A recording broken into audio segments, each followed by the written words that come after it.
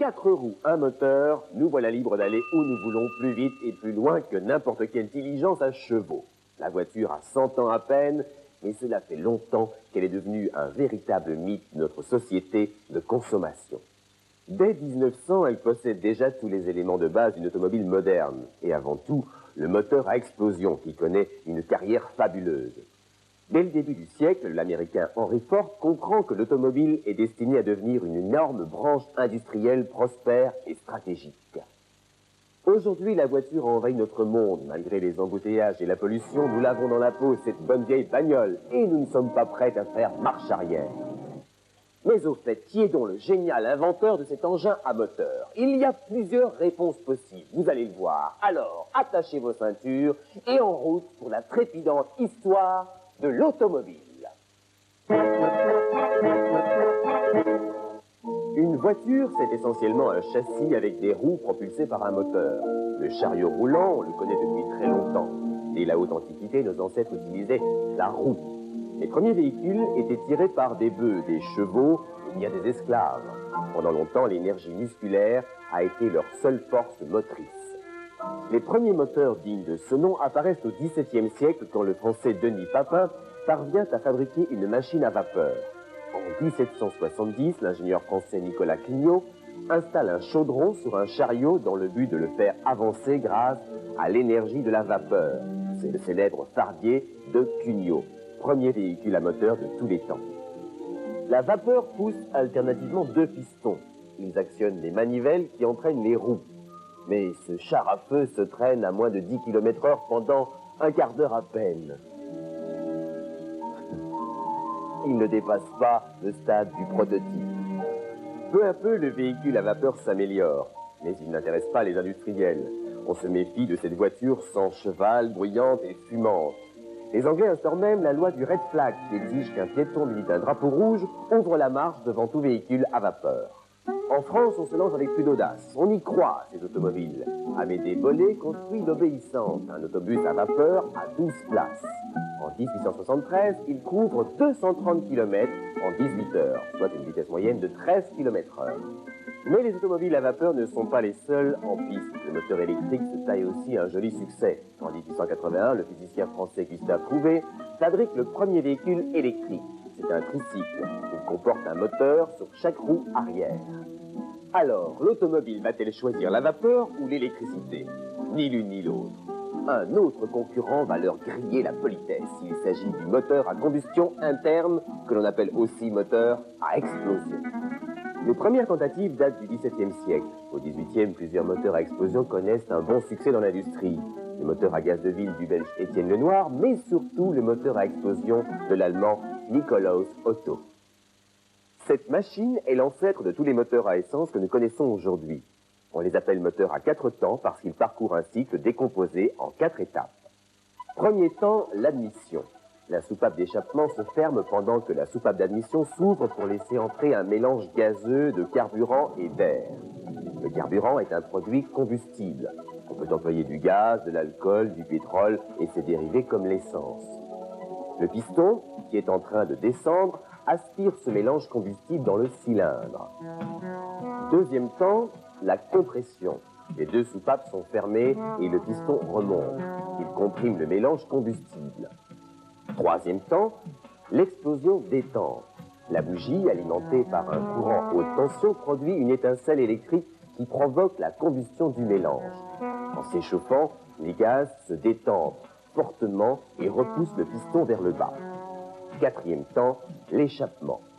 Alors que le piston remonte, la soupape d'échappement s'ouvre, laissant s'échapper les gaz brûlés. On revient alors au premier temps. Dans son mouvement de va-et-vient, le piston fait tourner un axe appelé vilebrequin. Ce mouvement de rotation est ensuite communiqué aux roues. Le premier à faire avancer un véhicule grâce à un moteur à explosion est le français Édouard de Lamarre de Bouteville en 1884. Mais l'expérience reste sans suite. L'Allemand Karl Benz fait mieux. En 1886, il fait rouler une sorte de calèche munie de 3 grandes roues cerclées de fer. Son moteur à 4 temps comporte un unique piston dont le mouvement est transmis aux roues par des courroies et des chaînes. L'engin file triomphalement à 15 km/h. 3 ans plus tard, les Allemands Gottlieb Daimler et Wilhelm Maybach réalisent une automobile d'une conception déjà très moderne. Le châssis est en acier. Le moteur possède 2 cylindres. Il est doté d'un embrayage et de 4 vitesses que l'on utilisait déjà sur les machines-outils. À quoi sert un embrayage? Quand le vilebrequin du moteur tourne, il n'entraîne pas directement les roues. Son mouvement est d'abord transmis à la boîte de vitesse grâce à l'embrayage. Quand le conducteur relâche la pédale d'embrayage, il rapproche le disque relié au vilebrequin du disque relié à la boîte de vitesse jusqu'à ce qu'ils entrent en contact. La boîte de vitesse est formée de plusieurs pignons dentés, un peu comme le dérailleur d'un vélo. En première vitesse, la voiture avance lentement. En quatrième, les roues tournent vite. Le moteur à explosion connaît rapidement de nombreuses améliorations. En 1892, Maybach invente un carburateur dont le principe est à la base des carburateurs modernes. C'est une petite cuve qui pulvérise l'essence en très fines gouttelettes avant son entrée dans le cylindre. Grâce au carburateur, les moteurs peuvent utiliser des carburants liquides. Curieusement, ce n'est pas en Allemagne, mais en France que ces drôles de machines vont déclencher la passion populaire. Les routes y sont meilleures que chez nos voisins. D'ailleurs, avec l'invention du pneumatique par Michelin en 1895, on en oublie presque les chaos. Mais la voiture va vraiment connaître son essor quand 2 industriels vont se transformer en constructeurs d'automobiles, Émile Levasseur et Armand Peugeot. Le succès des premiers modèles est considérable. En 1894, on organise la première course automobile. 126 km sur la route Paris-Rouen. À l'arrivée, 12 moteurs à explosion ont tenu le coup contre un seul moteur à vapeur. L'année suivante, Émile Levasseur remporte en 49 heures un Paris-Bordeaux aller-retour épique au volant de sa voiture à moteur à explosion. Un sacré coup de pub. Le moteur à explosion est plus performant que les grosses chaudières à vapeur chauffées au charbon. Et moins salissant. Les voitures à vapeur résistent encore quelques années, de même que les moteurs électriques, d'une faible autonomie mais très rapide. En 1899, le Belge Camille Genazzi atteint la vitesse étonnante de 105 km/h avec la jamais contente, une voiture électrique profilée comme un obus. Cependant, consommateurs et industriels ont choisi le moteur à explosion, d'autant plus qu'en 1911, l'américain Cadillac met au point un démarreur. C'est un petit moteur électrique qui entraîne le moteur à explosion, le temps qu'il se lance. Fini les fastidieux démarrages à la manivelle.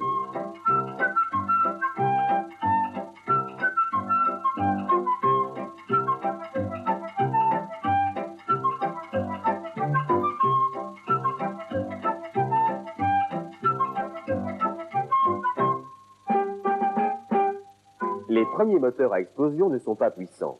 Pour augmenter le rendement, il existe 3 solutions. Tout d'abord, augmenter la vitesse de rotation du moteur. De Dion et Bouton parviennent à 2000 tours à la minute, soit 8 fois plus vite que la première voiture de Benz. Ensuite, on peut multiplier le volume et le nombre des cylindres, 4, 6, 8 et même plus. Mais on est limité par la place sous le capot. On peut enfin augmenter la pression dans les cylindres pour y faire rentrer plus de mélange combustible. Le moteur diesel, du nom de son inventeur allemand, est issu de cette voie de recherche, de même que le turbocompresseur. Nous sommes au début du XXe siècle et l'automobile devient le moyen de locomotion moderne. Elle bouleverse les modes de vie. L'entreprise Berlier vante les avantages de son véhicule de livraison, qui remplace 12 forts chevaux et qui ne consomme pas la moindre botte de foin quand il est à l'arrêt. Mais une autre révolution est déjà en marche. Cette fois-ci, elle vient des États-Unis avec le phénomène Henry Ford. Cet industriel va rationaliser la fabrication de ses automobiles, de A jusqu'à Z. En 1903, la Ford Motor Company produit des voitures en série sur des chaînes de montage.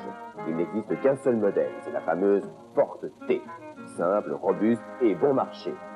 Ford prévient le client qu'il peut choisir la couleur, pourvu que ce soit du noir, parce que ça sèche plus vite. Pendant plusieurs décennies, les Américains dominent le marché mondial de l'automobile. En 1914, il circule environ 2 millions de véhicules à moteur dans le monde. Pendant la Première Guerre mondiale, les véhicules à moteur font la différence sur tous les champs de bataille. La voiture entre définitivement dans les mentalités comme un objet indispensable. Dès 1918, la production industrielle démarre partout. On voit apparaître des voitures de très grande qualité comme les Rolls-Royce, les Bugatti, les Hispano-Suiza. Les lignes s'abaissent, on recherche l'aérodynamisme. Les habitacles fermés se généralisent. Mais aux côtés de ces bijoux de luxe, les constructeurs fabriquent des voitures populaires en grande série et à bas prix. L'Europe est en retard sur les États-Unis, mais les petites 5 chevaux Peugeot, Renault et Austin font fureur. En 1934, Citroën sort sa fameuse traction avant. Comme sur la plupart des voitures aujourd'hui, les roues avant sont à la fois motrices et directrices. Plus besoin d'un système de transmission vers les roues arrière. La mécanique prend moins de place et de plus, la voiture gagne en stabilité. En 1938, la première Volkswagen Coccinelle sort des usines allemandes. Un an plus tard, c'est la naissance de la célèbre 2 chevaux Citroën. Après la Seconde Guerre mondiale, l'industrie automobile se développe rapidement pendant une trentaine d'années euphoriques. La voiture devient un objet de grande consommation. Les améliorations se succèdent, mais sans nouveauté technologique fondamentale. Dans les années 70, on compte des centaines de millions de voitures dans le monde. Elles encombrent les routes et salissent l'air. La diminution de la pollution devient un impératif et les voitures se transforment. Avec l'essence sans plomb, elles rejettent moins de déchets. Et puis, avec la crise pétrolière, le mot d'ordre est à l'économie d'énergie. Les vitesses diminuent, les voitures deviennent sobres, s'allègent, gagnent en aérodynamisme, elles gagnent en sûreté également. Dans les années 80, le moteur à explosion n'évolue presque plus. C'est l'électronique qui entre en force dans les équipements. Par exemple, le système de freinage ABS. Il calcule au mieux la pression dans les freins de manière à ce que les roues ralentissent sans se bloquer. En effet, si les roues se bloquent, la voiture dérape et ralentit moins bien. Avouons-le, nous pouvons difficilement nous passer de notre bagnole. Pourtant, nous la trouvons vraiment trop envahissante, trop bruyante, trop polluante. Comment faire pour la rendre plus sociable? En lui mettant un moteur électrique. Il est silencieux, propre et d'un très bon rendement. Mais son inconvénient est le même qu'au début du siècle. Il a une faible autonomie. 100 km à peine, même avec plusieurs centaines de kilos de batterie qui mettent des heures à se recharger. En attendant de faire mieux, les voitures électriques restent destinées à la ville. Ce n'est déjà pas si mal, même si ça ne change rien au problème des embouteillages.